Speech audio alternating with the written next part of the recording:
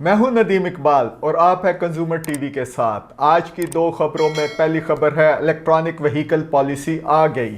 दूसरी खबर है ए लेवल्स पेपर के लीक की इन्वेस्टिगेशन पे पार्लियामेंट गैर मुतमईन। तो हम पहली रिपोर्ट की तरफ चलते हैं। इलेक्ट्रॉनिक व्हीकल पॉलिसी आ गई। काफ़ी लोग इसका बड़ी शिद्दत से इंतज़ार कर रहे थे। बिल्कुल वो आ गई। इसके तीन कंपोनेंट है। जो पीरियड है 2025 से लेके 2030 तक है, और जो मेन टारगेट इसमें रखा गया है कि जो टोटल व्हीकल हैं पाकिस्तान के अंदर वो 2030 तक वो 30% जो है वो इलेक्ट्रॉनिक हो जाएंगे। सो अगर हम ये इस टाइम देखें तो 3,75,00,000 के करीब जो व्हीकल हैं वो रोडों के ऊपर हैं पाकिस्तान की। ये इकनॉमिक सर्वे बता रहा है। इसमें ट्रैक्टर भी हैं, इसमें बसेस हैं, कारें हैं, मोटरसाइकिल हैं। अगर ये मोटरसाइकिल की तादाद तो 3 करोड़ तो मोटरसाइकिल ही हो जाते हैं, और कोई ये कारों की तादाद जो है 50-1 लाख के आसपास होती है। इस पॉलिसी के तहत जब हम 30% वो कह रहे हैं तो इसका मतलब है हम लगा लेते हैं चलें जी 1 करोड़ जो है वो इलेक्ट्रॉनिक व्हीकल्स हो जाएंगे। सब्सटेंशियल होंगे, क्या इम्पैक्ट आएगा, किस तरीके से। और इसमें इन्होंने गवर्नमेंट ने ये भी कहा है कि जो ये वाला साल है इसके अंदर तकरीबन 1 लाख के करीब जो मोटर बाइक्स है, 2 व्हीलर्स, उनको ये फाइनेंशियली सपोर्ट करेंगे। और इसी तरीके से इन्होंने रक्षे या 3 व्हीलर्स जो हैं उनके भी चंद हज़ार है। हालांकि जो टोटल रक्षा की तादाद है पाकिस्तान में वो कोई 9 लाख के करीब है। सो उसमें कोई 8-10 हज़ार के करीब इलेक्ट्रॉनिक रक्षों को भी ये सपोर्ट करेंगे। अच्छा, जो इस पॉलिसी है इसके 3 कंपोनेंट है। पहला कंपोनेंट तो ये है कि जो चार्जिंग स्टेशन है वो जगह जगह पे लगेंगे। दूसरा एक कंपोनेंट है बैटरी स्वैपिंग का। बेसिकली ये जो है पब्लिक ट्रांसपोर्ट के लिए होता है, क्योंकि जो अच्छे एक्सपेंसिव गाड़ी हैं वो तो बैटरी स्वैपिंग की तरफ नहीं जाएंगे, लेकिन ये जो जैसे टैक्सी हो गए, रक्षास वगैरह हो गए, ये जब जाते हैं जैसे ही पता चले कि बैटरी की चार्जिंग ख़त्म हो रही है तो ये वहीं पे जाते हैं, अपनी बैटरी दे देते हैं और जो दूसरी बैटरी जो चार्ज हुई होती है वो ले लेते हैं, और जो भी पेमेंट होती है वो वहाँ पे दे देते हैं जो वेंडर को। सो ये बैटरी चार्जिंग को प्रमोशन की बात हो रही है। और एक और व्हीकल टू ग्रिड का ये जो सिस्टम्स है उसकी भी बात हो रही है। व्हीकल टू ग्रिड का सिस्टम क्या होता है, उसमें ये होता है कि गाड़ी ने घर में वो चार्ज किया अपने आप को, और वो जो चार्ज किया वो उस टाइम किया जब वो बिजली की प्राइस कम थी, और फिर वो उसने स्टोर किया, एक्स्ट्रा वो लेके चली, और पता चला कि कहीं पे वो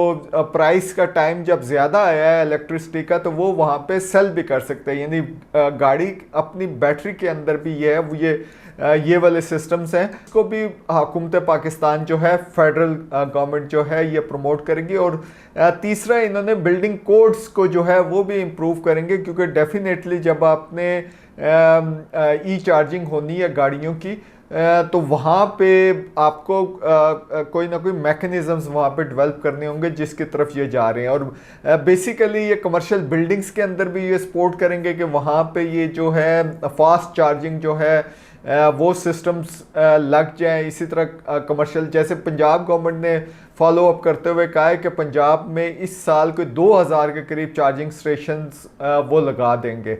काफ़ी बड़ी डेवलपमेंट हो रही है। मैंने भी एक आधी गाड़ी चेक की है। जो मार्केट में अभी कारें हैं वो तो काफ़ी एक्सपेंसिव हायर साइड के ऊपर ही आ रही हैं।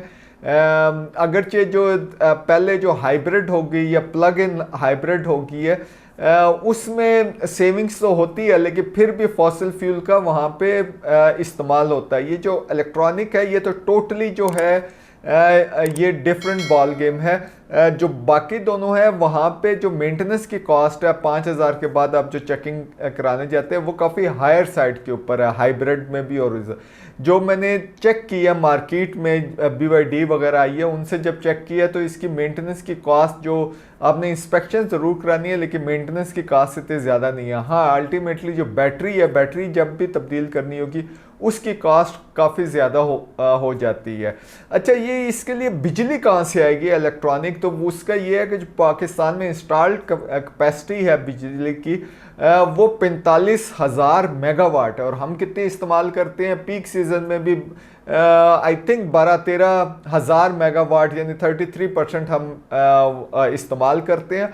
लेकिन जो 66% जो प्रोड्यूस हो रही है उसकी कैपेसिटी पेमेंट में हम पेमेंट भी करते हैं, यानी कंज्यूमर्स जो लाइन लॉसेस होते हैं, जो चीटिंग होती है, सारी चीज़ें वो भी देते हैं, जो बिजली इस्तेमाल की है नहीं की है वो भी देते हैं। बिजली के बिल के ऊपर टीवी का भी लाइसेंस हम दे रहे हैं, उसकी भी फीस 35 रुपया दे रहे हैं, और भी टैक्सेस वगैरह जो है इसके अंदर वो बिल्ट इन होते हैं। तो गवर्नमेंट का प्लान ये है कि ये जो अनयूज्ड है, जो तकरीबन 66% ऑफ टोटल इंस्टॉल कैपेसिटी है, इसको वो उस साइड पे लेके जाएंगे और फिर कंज्यूमर को इंकरेज करेंगे कि वो जो है ये इस सेक्टर के अंदर ये जो गाड़ियाँ हैं वहाँ पे इस्तेमाल करें।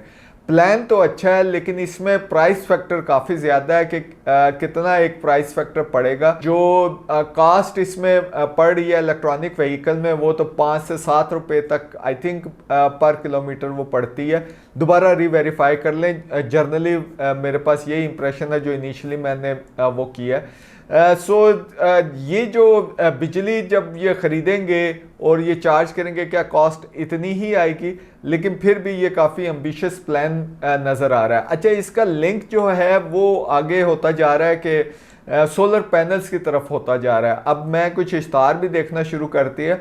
ऑन ग्रिड जो सिस्टम्स है वो इस वजह से आप जो बिजली पीक आवर्स में यानी दिन के टाइम जो आप प्रोड्यूस करते हैं वो बेसिकली आप डिस्कोस को बेच देते हैं, और रात के टाइम जब आपका सोलर की लाइट नहीं होती या सूरज नहीं होता तो वो वहाँ से आप ख़रीद लेते हैं, और वो जो एनर्जी जो बन रही होती है वो भी तकरीबन कोई 70% यानी 60 to 70% जो है थर्मल होती है या मिक्स्ड होती है, फॉसिल फ्यूल के साथ होती है, जिसको समझा जाता है कि वहाँ से भी पोल्यूशन जो है वो कॉज होती है। सो आप जो है जब सोलर पैनल लगाते हैं और अगर आपके पास बैटरी होगी तो वो घरेलू प्रोडक्शन आपकी वहीं पे हो जाएगी, और फिर आसान हो जाएगा कि आप गाड़ियाँ भी चार्ज करें and then you could be independent of that one. अच्छा, सोलर पैनल्स कोई अभी फिगर्स काफ़ी फ्लक्चुएट करते रहते हैं, कोई पुराने हैं कोई नए हैं, लेकिन रफली एक फिगर कहा जाता है कि 3 मिलियन के करीब जो सोलर पैनल्स हैं वो पाकिस्तान में। 3 मिलियन का मतलब है 30 लाख।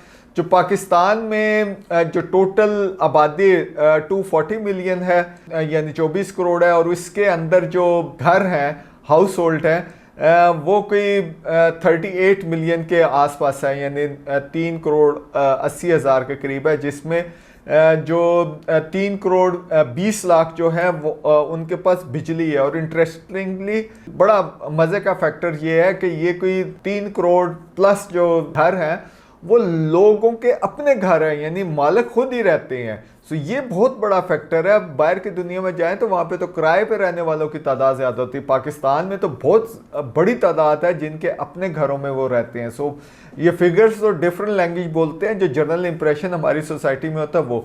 तो जब आपका अपना घर होता है तो आपका ये बिल्डिंग कोड्स को इम्प्लीमेंट करना भी आसान होगा कि डेफिनेटली आप ये चाहेंगे कि यार मैं बिजली के बिल से तो सारे वो डरे हुए हैं, फंसे हुए हैं, उसकी बजाय हम किसी तरीके से सस्ती बिजली या सस्ती एनर्जी लेके आएँ, सर्दियों में अपने घर को गर्म करें, गीज़र वगैरह इस किस्म के लगाएं, और गर्मियों के अंदर ऑफ कोर्स एसी हो गए, पंखे हो गए, और काफ़ी सारी चीज़ें आप इस्तेमाल करते हैं। अच्छा, जो गवर्नमेंट है, गवर्नमेंट अब वो जो फंस गई है फॉसिल फ्यूल से, पेट्रोल के ऊपर लीवी लगा लगा के और काफ़ी सारे टैक्सेस लगा के गवर्नमेंट इनकम जनरेट करती है। लेकिन अगर कंज्यूमर इंडिपेंडेंट हो जाता है तो फिर ये पैसे कहाँ से आएंगे, टैक्स कहाँ से आएगा, और ये बाकी जो रेवेन्यू नहीं आएगा तो क्या करेगा। तो गवर्नमेंट अब थोड़ी थोड़ी वो इस साइड के ऊपर आ रही है। गवर्नमेंट ने अभी रिसेंटली जीएसटी लगाया है सोलर पैनल के कंपोनेंट्स के ऊपर।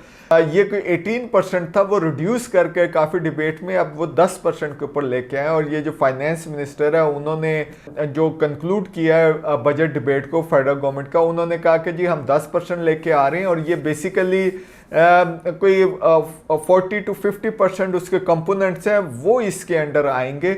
और वहाँ पे भी जो जीएसटी की जो परसेंटेज है वो जो इम्पैक्ट आएगा वो 4.5% आएगा। सो रफली अगर आप 10 kVA का 10 लाख रुपए का अगर आप लगवाते हैं तो इसके ऊपर जो आपको एडिशनल पैसे देने पड़ेंगे वो 45,000 रुपये का आपके पास इम्पैक्ट आ रहा है। लेकिन अगर गवर्नमेंट की ये रैशनल है कि ये इंपोर्टेड जो कंपोनेंट्स है उनके ऊपर जीएसटी लगा रहा है और लोकल के ऊपर नहीं लग रहा, तो अगर फ़र्ज़ करें कि ये हमारी इस वजह से लोकल इंडस्ट्री जो है लोकल इन्वेस्टमेंट शुरू कर देती है और गवर्नमेंट का ये प्लान पूरा होता है, तो ये जो सोलर पैनल्स हैं इनकी जो कॉस्ट है ये भी कोई 40% तक कम आएगी। यानी अगर आज 10 लाख का 10 kVA का है तो ये अल्टीमेटली 6 लाख का हो जाना चाहिए। ये सारी जो है ना ये पेपर गेम है। हमें ये देखना है कि क्या इसका इम्पैक्ट होता है, वाकई में कंज्यूमर को फ़ायदा होता है और अपनी एनर्जी की जो नीड है उसमें कंज्यूमर जो है इस किस्म के जो मैसअप हुए हुए सेटअप्स हुए हुए हैं जिसमें कंज्यूमर को चीट भी किया जाता है, ये मैं नहीं कह रहा, ये नेप्रा की रिपोर्ट्स कहती हैं, तो वो इससे वो बचा रहेगा और एनर्जी एफिशिएंसी की तरफ आएगा। दूसरी खबर की तरफ चलते हैं। कैम्ब्रिज इंटरनेशनल एजुकेशन सिस्टम के तहत जो ए लेवल्स के एग्जाम्स हुए थे पाकिस्तान में जून में हुए थे, उसमें पेपर लीक की काफ़ी खबरें आ रही हैं। जो कैम्ब्रिज ने इसकी इन्वेस्टिगेशन की और उसके बाद उनके जो एविडेंस की बेस पे इस पे मैं जोर दे रहा हूँ, तो जो उन्हें एविडेंस है उसकी बेस के ऊपर उन्होंने जो कंक्लूड किया, उन्होंने कहा, एडमिट किया कि हाँ जी पार्शली जो पेपर्स हैं वो लीक हुए हैं, जिसमें उन्होंने कहा कि 2 सवाल थे एज और ए लेवल मैथमेटिक पेपर 42 के 2 सवाल थे जो एग्ज़ाम से पहले शेयर हो गए थे। इसी तरीके से जो पार्ट्स ऑफ कुछ हिस्से थे एक सवाल के एज एंड ए लेवल के कंप्यूटर साइंस का पेपर 22 था वो लीक हुआ था। इसी तरीके से AS and A level mathematic paper 12 का जो एक सवाल था वो भी लीक हुआ था।